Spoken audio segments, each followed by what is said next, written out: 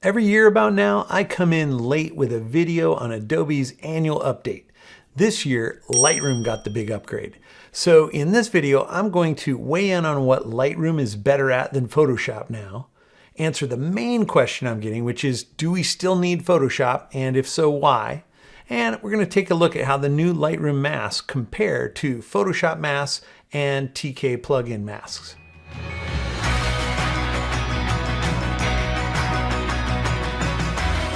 Hi there, I'm Sean Bagshaw, the lazy YouTuber. And at this point, it's been about a month since Adobe released the 2022 updates to both Lightroom and Photoshop. And the buzz around the new mask features in Lightroom 11 have been really high.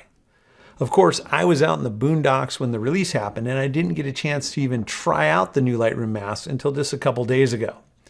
By now, my on-the-ball colleagues have made a wide range of really excellent videos showing how the mask features work. So instead of redoing what they've already done and done really quite well at, I'm going to hit on some thoughts about the Lightroom masks in relation to the ways that I use Lightroom in Photoshop.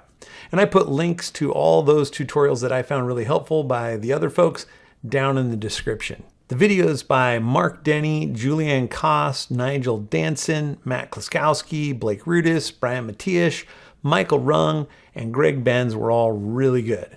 So make sure to go there for all the answers to your questions that I'm not going to cover in this video. To start things off, here's what I think is really cool about the new Lightroom masks. Number one, the new mask panel.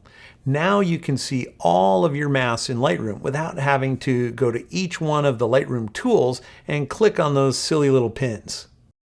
I also like that you can adjust radial mask feathering right on the mask, which is much better than the old slider method. I like the addition of intelligent sky and subject masks. We've had these smart selections in Photoshop for a while now, and I've always found them really useful, so I'm glad they're in Lightroom. It's awesome that the color range and luminance range masks can now be used on their own.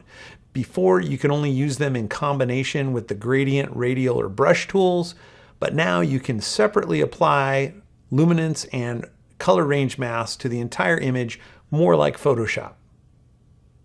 And I think that adding and subtracting masks, and if you hold down the Alt or Option key, intersecting masks is amazing. The ability to combine masks the way that we can in Photoshop is the biggest leap in this upgrade for Lightroom, in my opinion. It makes it possible to create masks that will target just about any portion of an image. So with these updates, what's better in Lightroom than Photoshop now?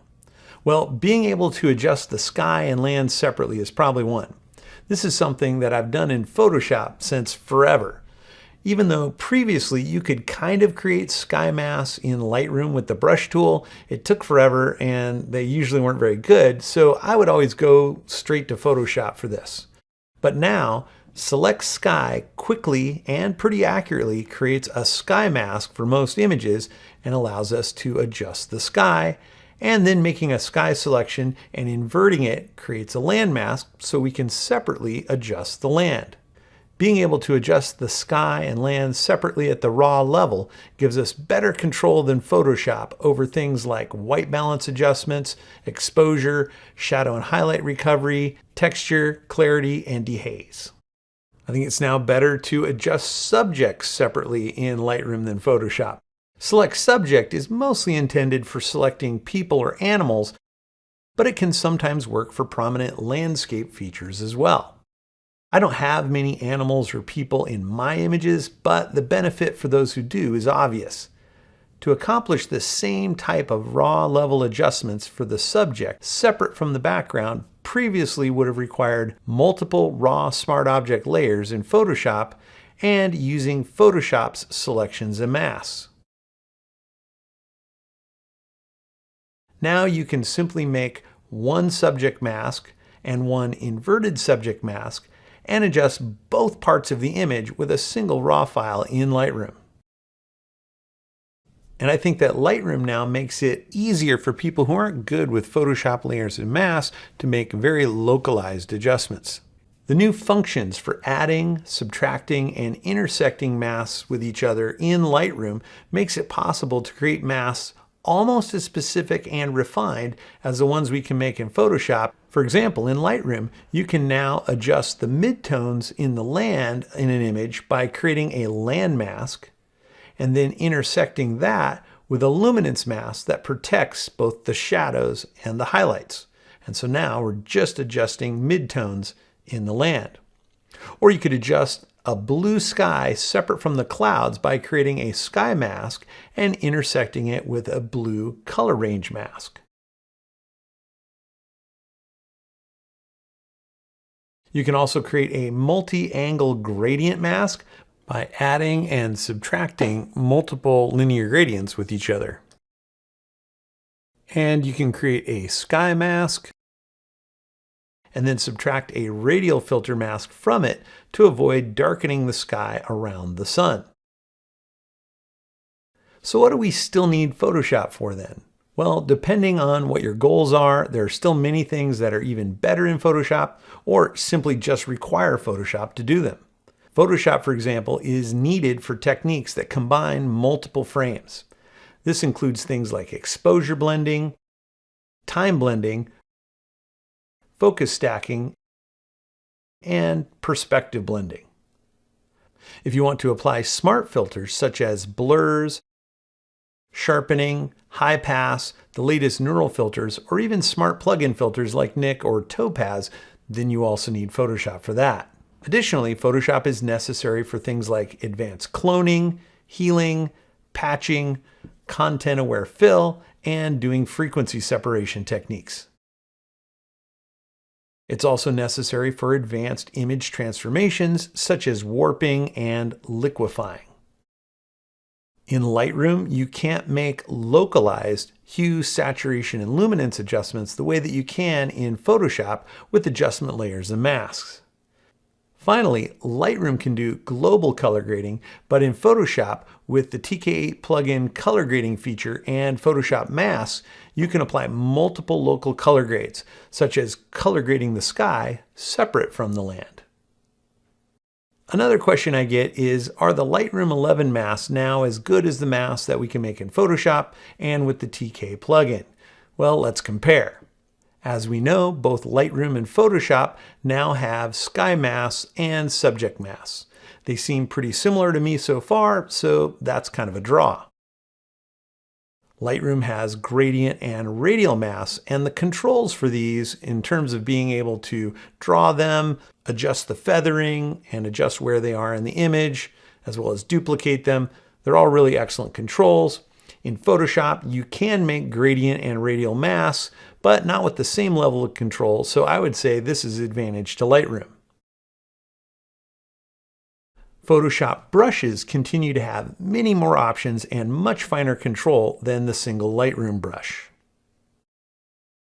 And when it comes to selection tools, Lightroom is limited to the gradient, radial, and brush tools. Photoshop has a wide range of tools for making selections, and those selections can become masks, or they can also be used as stencils for things like mask painting and luminosity painting. Additionally, selections of masks in Photoshop can be carefully refined with the Select and Mask tool in ways that just aren't possible in Lightroom. The color range and luminance range masks in Lightroom are a great introduction to pixel-based mask capabilities for a lot of people, and they do a great job. However, in Photoshop, if we're using the TK8 plugin, in addition to luminosity masks and color masks, which I think have better detail and feathering, we also have zone masks, saturation and vibrance masks, color brightness masks, and edge masks. And each of these mask sources gives us even more masking controls, far more control than we have in Lightroom. With TK8, we can further modify the masks, and especially in layer mask mode, we can modify masks with curves, levels, by expanding and contracting the mask, as well as dodging and burning on the mask, and those are all things that aren't available in Lightroom. Now don't get me wrong, the new features in Lightroom are awesome. They provide a greater level of control for fine and targeted image adjustments. Everyone's Lightroom editing, including my own, will be enhanced, and some people may never have the need for Photoshop ever again. But I don't think of it as an either-or situation. I now think of Lightroom and Photoshop as a unit. Opening raw images as smart objects in Photoshop allows me the flexibility to use the Lightroom tools in Camera Raw, and I can simultaneously use all of Photoshop's features and tools as well. For example, in this image, I used Lightroom to set the foundation, including using a variety of Lightroom's new mask tools. Here in Photoshop, I can make additional raw level adjustments or fine-tune my previous Lightroom adjustments using Camera Raw, and I can do that anytime I want. But then I also used Photoshop to make additional adjustments such as warping, blurring, luminosity painting, and adding a soft glow, which are all things that Photoshop is much better at. In conclusion, the new mask features are significant upgrades that allow people who only use Lightroom to get near Photoshop level adjustment control. But it also provides those of us who do use Photoshop with time-saving options to do more and better work in Lightroom. That said, Lightroom masks do not completely replace Photoshop.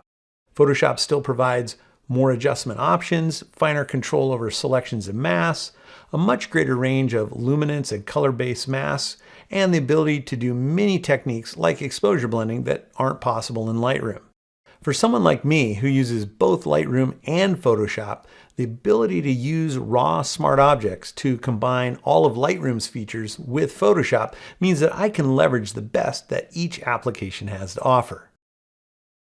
So I hope this look at the Lightroom 2022 masking updates has covered some new ground and given you some insights about how to best fit these tools into your own image developing. Thanks as always for tuning in, and I look forward to seeing you again soon.